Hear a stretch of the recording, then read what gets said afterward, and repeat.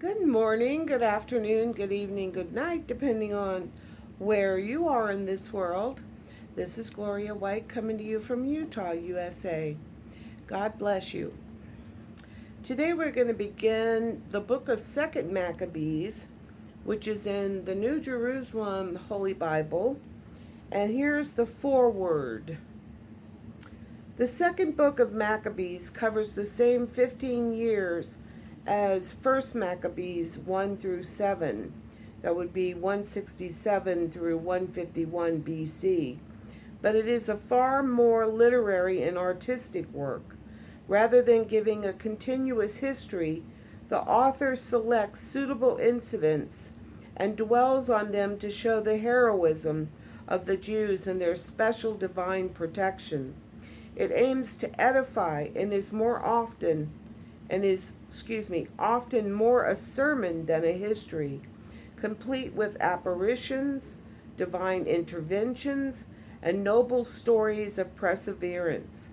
Each of the two parts of the book, dividing at chapter 10:8, justifies a feast, the dedication of the temple, and the day of Nicanor. But apart from its memorable stories, the chief importance of the book lies in its theological advance. It gives the first clear teaching on bodily resurrection, chapter 7, verse 9. Creation out of nothing, chapter 7, verse 28. Prayer for the dead, chapter 12, verse 38. And the intercession of the saints, chapter 15, verse 14. It was originally written in Greek and is based on a Hellenistic work by Jason of Cyrene. The compiler added the two additional letters to the Jews of Alexandria and his own preface and final epilogue, writing probably in 124 BC. Dates in 1st and 2nd Maccabees are reckoned from 312 BC. Now the plan of the book is laid out here. And the first part is letters to the Jews of Egypt, and that would be chapters 1:1 through 2:18. Second part is compiler's preface, chapter 2:19 through 32. The third part, the story of the Helodroas, is chapter 3. The fourth part is Hellenistic propaganda and persecution under Antioch, Epiphanes 4 through 7. Part 5 is the victory of Judaism, chapter 8, 1 through 10:8. Part 6 is the struggle of Judas against the neighboring peoples and against Lysias, and minister of Antioch the fifth, verses chapter 10 through 9 and through, chapter 10:9 through 13:26. And part 7 is the conflict with Nicanor, general of Demetrius the First, and the day of Nicanor, chapters 14 through 15. Let us begin. First letter.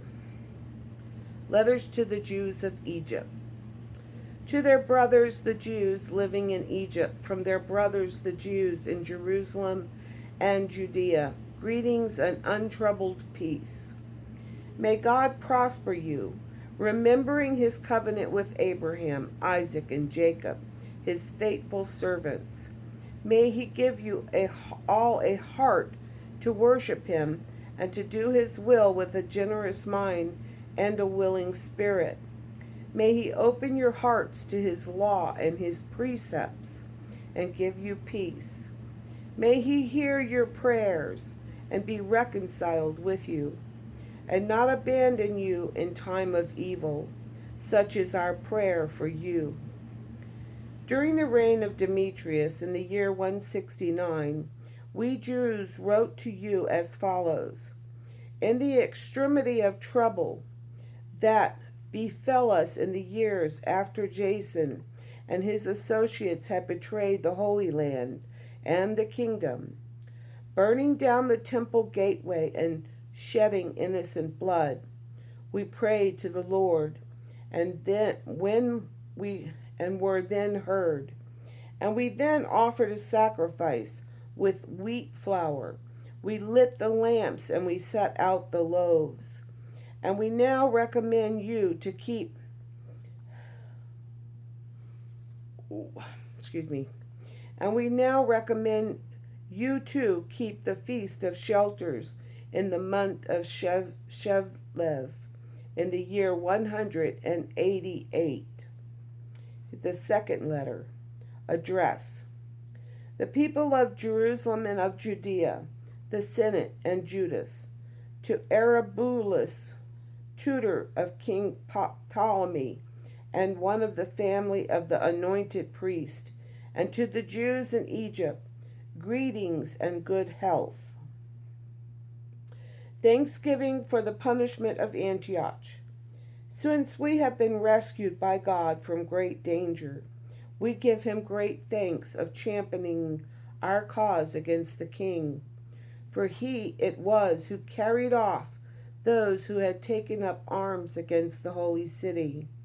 For when their leader reached Persia with his seemingly irresistible army, he was cut to pieces in the temple of Nanaiah as a result of the ruse employed by the priest who served that goddess. On the pretext of marrying Nanaiah, Antioch came to the place with his friends, intending to take its many treasures as a dowry. The priest of Nanaiah had put these on display, and he, for his part, had entered the temple precincts with only a small retinue. As soon as Antioch had gone inside the temple, the priest shut him in, opened a trap door hidden in the ceiling, and struck the leader down by hurtling stones like thunderbolts. They then cut him into pieces and threw his head to those who were waiting outside. Blessed in all things be our God, who has delivered the sacrilegious over to death. The miraculous prevention of the sacred fire. As we shall be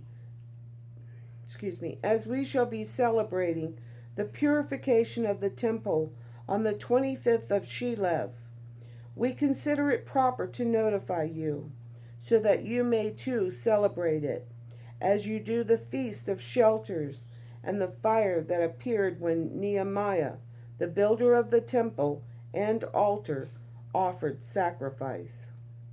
For when our ancestors were being deported to Persia, the devout priest of the time took some of the fire from the altar and hid it secretly in a hole like a dry well, when they concealed it in such a way that the place was unknown to anyone. When some years had elapsed, in God's good time, Nehemiah, commissioned by the king of Persia, sent the descendants of the priest who had hidden the fire to look for it. When they reported that in fact they had found not the fire, but a thick liquid, Nehemiah ordered them to draw some out and bring it back.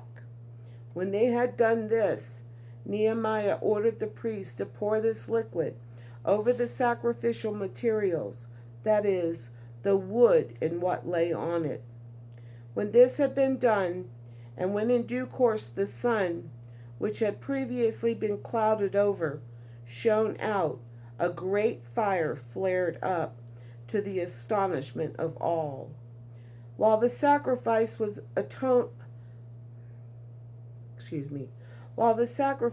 being burned, the priest offered prayer, Jonathan intoning with all the priests, and the rest responding with Nehemiah. The prayer took this form: Lord, Lord God, creator of all things, awesome, strong, just, merciful, the only king and benefactor, the only provider, who alone are just, almighty, and everlasting, the deliverer of Israel from every evil, who made our fathers your chosen ones and sanctified them. Accept this sacrifice on behalf of all your people Israel, and protect your heritage and consecrate it. Bring together those of us who are dispersed. Set free those in slavery among the heathen. Look favorably on those held in contempt or abhorrence, and let the heathen know that you are God. Punish those who oppress us and affront us by their insolence, and plant your people firmly in your holy place as Moses promised. The priests then chanted hymns accompanied by the harp. When the sacrifice had been burnt, Nehemiah ordered the remaining liquid to be poured over large stones, and when this was done, a flame flared up, to be absorbed in a corresponding blaze of light from the altar. When this matter became known, and the king of Persians heard that, in that place where the exiled priest had hidden the fire, a liquid had appeared, with which Nehemiah and his people had purified the sacrificial offerings. The king, after verifying the facts, had the place enclosed and pronounced sacred. To the people on whom the king bestowed it, he granted part of the considerable revenue he derived from it. Nehemiah and his people termed this stuff nectar, which means purification, but it is commonly called naphtha, and that's NAPHTA. Jeremiah conceals the tent, ark, and altar. Chapter 2. It is on record that the prophet Jeremiah ordered the deportees to take the fire, as we have described, and how, having given them the law, the prophet warned the deportees never to forget the Lord's precepts, nor to let their thoughts be tempted by the sight of gold and silver statues, or the finery adorning them. Among other similar admonitions, he urged them not to let the law depart from their hearts. The same document also describes how the prophet, warned by an oracle, gave orders for the tent and the ark to go with him when he set out for the mountain which Moses had climbed to survey God's heritage. On his arrival, Jeremiah found a cave dwelling, into which he put the tent, the ark, and the altar of incense. Afterwards, blocking up the entrance, some of his companions went back later to mark out the path but were unable to find it. When Jeremiah learned this, he reproached them. "The place is to remain unknown," he said, "until God gathers his people together again and shows them his mercy. Then the Lord will bring these things once more to light, and the glory of the Lord will be seen, and so will the cloud, as it is revealed in the time of Moses, and when Solomon prayed that the holy place might be gloriously hallowed." It was also recorded how Solomon, in his wisdom, offered the sacrifice of the dedication and completion of the sanctuary. As Moses had prayed to the Lord, and fire had come down from heaven and burned up the sacrifice, so Solomon also prayed, and the fire from above consumed the burnt offerings. Moses had said, because the sacrifice for sin had not been eaten, it was burnt instead. Solomon summarily observed the 8th-day festival. Nehemiah's library. In addition to the above, it was also recorded, both in the writings and in the memoirs of Nehemiah, how Nehemiah founded a library and made a collection of the books dealing with the kings and the prophets, the writings of David, and the letters of kings on the subject of offerings. Similarly, Judas made a complete collection of the books dispersed in the late war, and these we still have. If you need any of them, send someone to fetch them. An invitation to the dedication. Since we are about to celebrate the purification, we now write, requesting you to observe the same days. God, who has saved his whole people, conferring heritage, kingdom, priesthood, and sanctification on all of us, as he has promised in the law, will surely, as our hope is in him, be swift to show us mercy and gather us together from everywhere under heaven to the holy place, since he has rescued us from great evils and has purified it. And we'll stop there, and we'll be in part 2. And as always, I love you.